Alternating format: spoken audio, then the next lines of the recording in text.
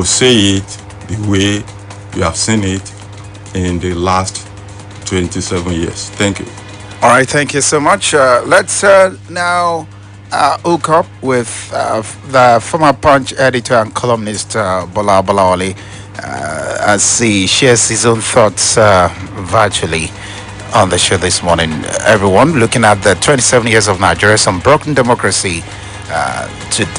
Of course, May 29 had passed, it's June 1, but then it's still the 27th anniversary. Good morning, sir. Thank you so much for joining us on the Citizens Forum of the Daybreak Show.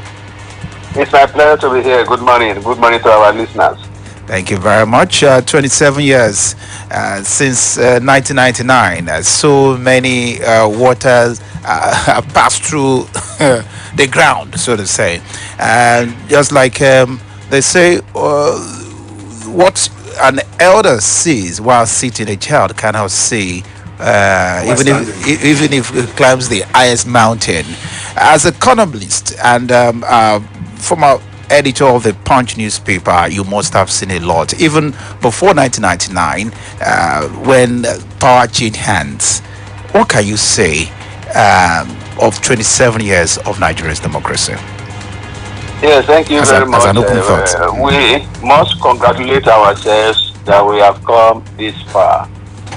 It is a very, very important achievement. Some people may want to downplay it.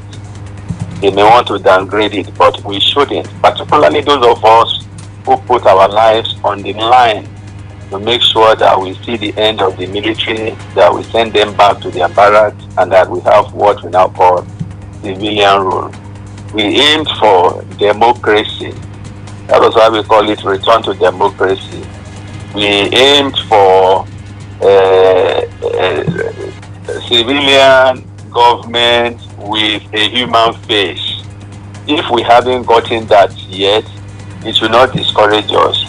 There are so many people now, myself inclusive, that we say that what we have now are civilians in government, not really civil rule or democracy properly so-called. Democracy properly so-called is government of the people, by the people, and for the people.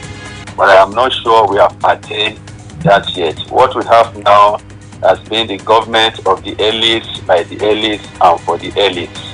But let's hope that we are on our way to having proper democracy properly so-called.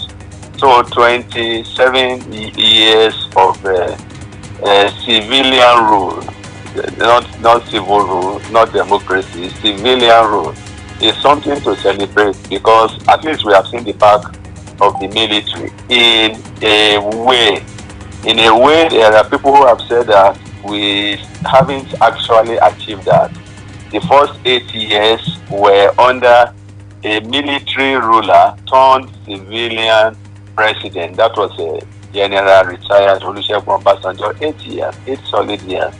After him, we had Umaru Yar'Adua, who couldn't complete his 4 years before he died. And then we had Jonathan, who came in, completed that term, and then served his own 4 years, which was almost 6 years. And then we had another military ruler turned so-called Democrat. I called him convoluted Democrat. That was Muhammad Buhari, who spent another 8 years. So when you add the 8 years of Obasanjo, plus with the 8 years of Buhari, you have 16 years. Out of these 27 years we are talking about, we have a former military head of state who acted, even behaved like as if they were still military men. They have spent 16 out of these 27 years. So we are left with only 11 years for civilians out of these 27 years. So when you look at it that way, you will see that it is not yet Eruka. It is not, we cannot begin to rejoice that, oh, we have democracy, simply because, well, like I have said, we don't have civilian. We have civilians, but we don't have civil rule. We have a representative government, but we don't have government of the people, by the people, and for the people. If you go out there and do an opinion poll today, it will be staggering the number of people that will say that they have been disappointed by with the 27 years of civil rule. People will tell you that we had it better under military, though their logic may be faulted, their economics may not be perfect, but when they look at their pockets, when they look at their standard of living, when they look at the cost of living, when they look at their basic needs and things like that, they will tell you that things were better 27 years ago than they are today.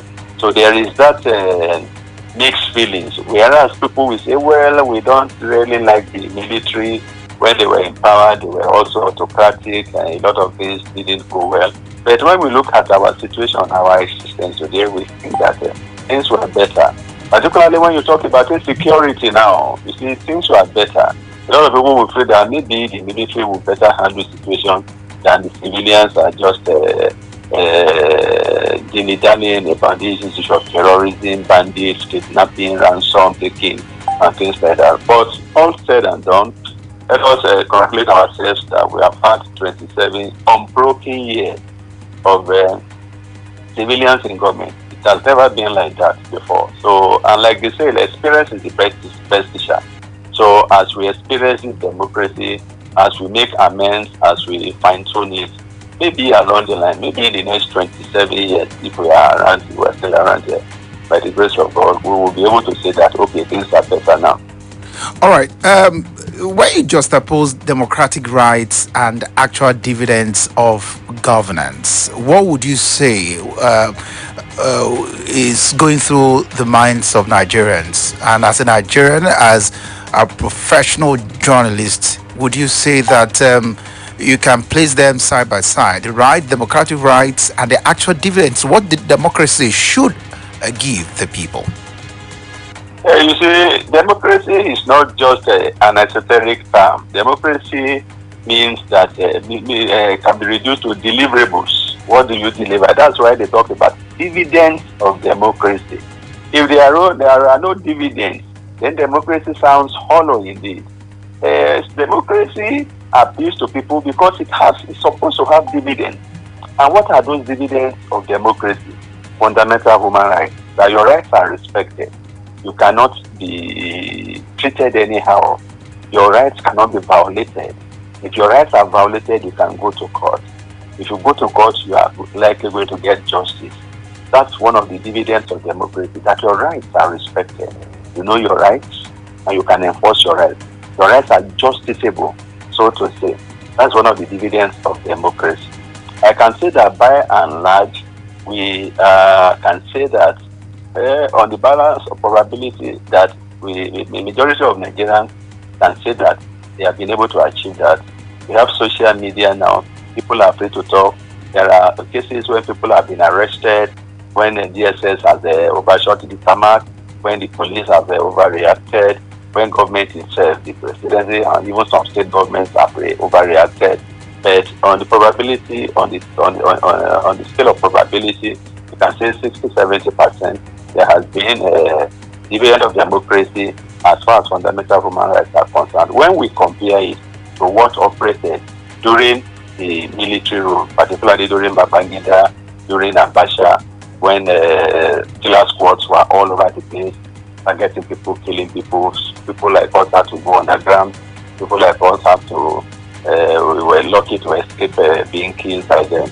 We don't have that kind of situation now. The type of threat to life that we have now is not from the government directly, it's from all these terrorists, all these bandits, all these kidnappers and things like that. So we can say by and large, we have achieved something along that line. Then concerning standard of living, you see, democracy is supposed to bring a higher standard of living. The people are supposed to feel democracy from every corner, from their little corner. You don't have to be in government to begin to enjoy the dividends of democracy. What are the dividends of democracy? Your standard of living must increase. The cost of living must come down. Must be able to get the basic things, the basic needs of life. What are the food, clothing, shelter? Now food, cost of food has skyrocketed. In the last few months, it has come down a little bit, but you can't compare with what it used to be 27 years ago. When you talk about housing, the cost of housing now has shot through the roof. Houses that people used to pay 400,000 for 3 bedroom flat, now they pay 3 million, 4 million, 5 million. You know, a lot of people can't live in the cities. People are relocating to the suburbs. In Lagos now, a lot of people have moved away from Lagos, from the cities. They have moved to Ogun State, the fringes of Lagos State, Mowe, Ibafo, Ibeshe, and all kinds of places like that. People have gone to places where there is no water, there is no electricity, there are no good roads, nothing, simply because they cannot afford rent in the city. So that's a minus. Then when you talk about other amenities like power supply, water supply, when you talk good roads, amenities, all those ones are lacking. So you find a situation where even power supply especially have grown worse from what it used to be. You have what they call band A, band B, band anything. You pay 50,000 and within one week, even when you are not supplied power regularly, the 50,000 you pay for power is said to have been exhausted, and you are looking for another 50,000. People are paying for darkness now, and then when you now add this issue of insecurity, you can't move about freely. Even in the beginning, it was restricted to a section of the country, the northeast, but now it has gone all over. It has even come to the southwest, where people thought it was a no-go area. And then now it is not even when you travel on the highways. They go to people's schools to kidnap teachers, to kidnap students, to behead teachers, and to torment students. It's not only because you travel on the road. They come right into your school. They come into right inside your home. I am from Ondo State. In Ondo State, where I come from, in my hometown of Owo, in Ondo State, they go to people's homes to kidnap people. And you saw what happened in Owo. They went to a church, Catholic church, and killed 42 people on a Sunday when they were celebrating Mass. So it has become so terrible now that you want to ask yourself that is this the democracy we fought for? Is this the government of the people, for the people that we brought about? That people are no longer safe in their homes. People can't eat. People can't travel. Now I want to go out. Now I'm thinking about how to buy fuel. You know, the fuel, my car that I used to fill with 75,000.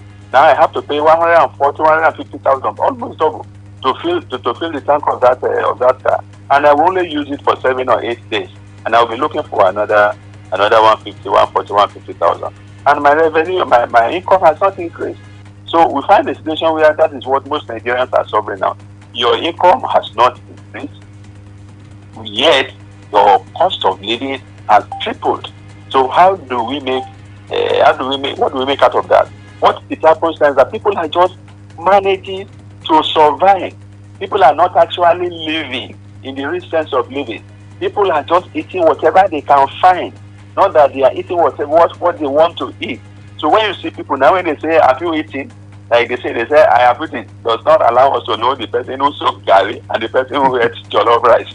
So people just eat whatever they find now, and that is not what we bargain for. For me, as editor of Punch at that time, that I put my life on the line, this was not what I bargained for. I expected that a civilian government will run the country better. I expected that standard of living would be better.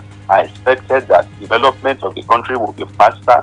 I expected that there will be more peace, there will be more security, there will be more prosperity. Having said that, I am not keeping all the blames on the present government. The issue that we have in Nigeria today, the problems I have, they are problems that have built up, accumulated over time.